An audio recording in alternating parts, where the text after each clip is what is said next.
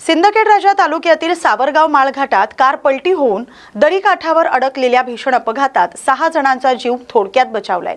अपघातग्रस्तांना मदतीसाठी महाराष्ट्र राज्य मार्ग परिवहन महामंडळ बसमधील वाहक राजेश मुसळे, पत्रकार ज्ञानेश्वर आंधळे आणि प्रवाशांनी तात्काळ धाव घेतली। सर्व जखमींना सुरक्षित बाहेर काढण्यात यश आलं। कारला आग लागण्याचा धोका असतानाही दाखवलेल्या धाडसामुळे मोठी दुर्घटना टळली। या मदतीबद्दल अपघातग्रस्त कुटुंबियांनी सर्वांचे आभार मानले। नमस्कार, आपण बघत आहोत आपल्या न्यूज चॅनलच्या माध्यमातून एक धक्कादायक बातमी समोर येत आहे। आपण त्याच बसमध्ये प्रवास करत होतो। नाशिक आपलं वाशिम संभाजीनगर या गाडीत प्रवास करत होतो। MH15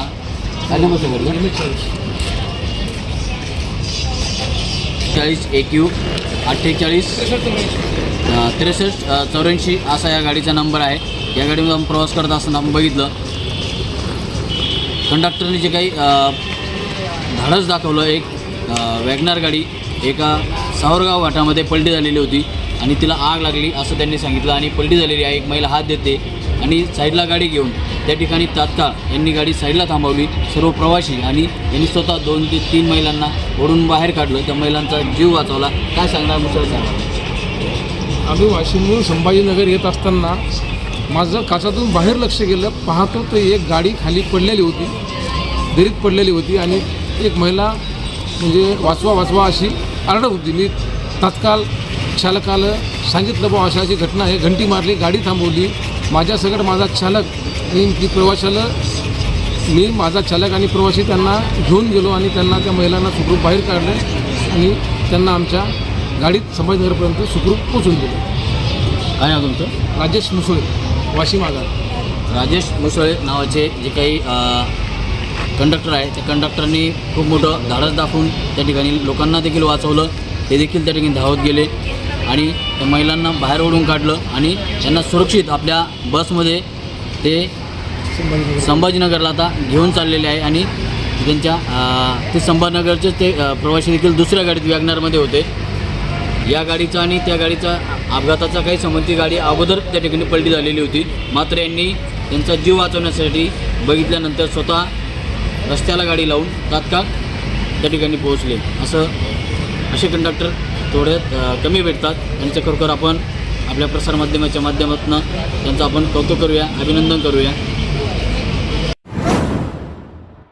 वाशिम पोलिसांनी धडक कारवाई करत खिसे कापू आणि मोबाईल चोरी करणाऱ्या सराईत आरोपीला अटक केली आहे। राजकुमार उर्फ साधू कडू डोडे याला अकोला नाका परिसरातून सापळा रचून ताब्यात घेण्यात आले।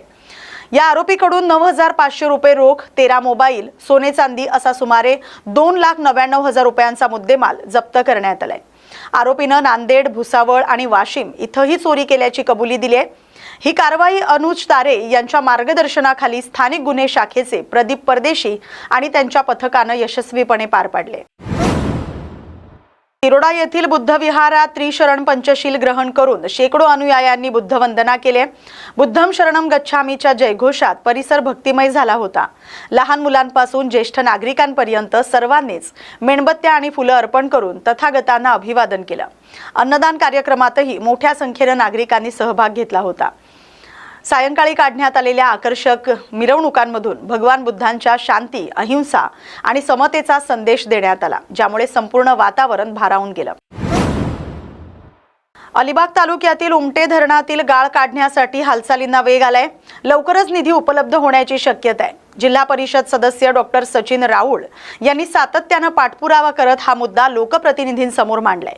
या मागणीवर सकारात्मक प्रतिसाद देत खासदार सुनील तटकरे यांनी जिल्हा परिषदेला 5 कोटी रुपयांच्या निधीचा प्रस्ताव तयार करण्याच्या सूचना दिल्यात।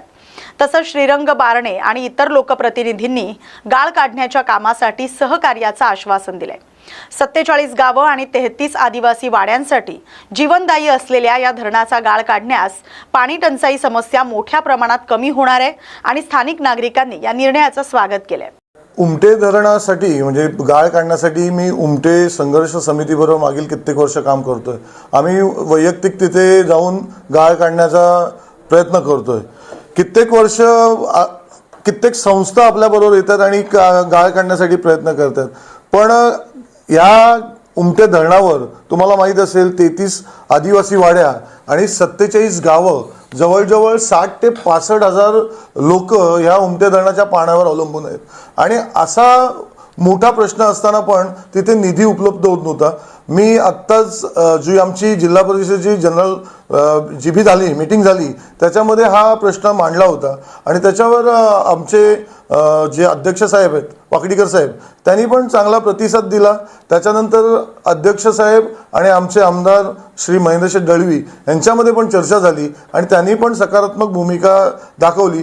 आणि आजच झालेल्या दिशाच्या मीटिंगमध्ये आपले खासदार साहेब श्रीरंग माने साहेब आणि तटकरे साहेब त्यांच्यासमवेत आमदार साहेब जिल्हा परिषद अध्यक्ष सभापती सगळे होते आणि तिथे हा मी प्रश्न उपस्थित केला तेव्हा श्रीरंग माने साहेबांच्या माध्यमातून आणि आपले तटकरे साहेबांच्या माध्यमातून चांगला प्रतिसाद मला मिळाला आहे आणि त्याच्यावर आमदार साहेब आणि तटकरे साहेब यांच्यात पण चांगली चर्चा झाली आहे. आणि मला वाटतं हा निधी आपल्याला उपलब्ध होईल. नुसतं गाळ काढणं हाच आपला उद्देश नसून तिथे ती गळती जी लागलेली आहे पाण्याला ती गळती थांबवायला पाहिजे. तिथे असणारे जे जॅकवेल आहे तो दुरुस्त व्हायला पाहिजे आणि फिल्टर प्लांट तिथे बसवलेला आहे तो चालू व्हायला पाहिजे.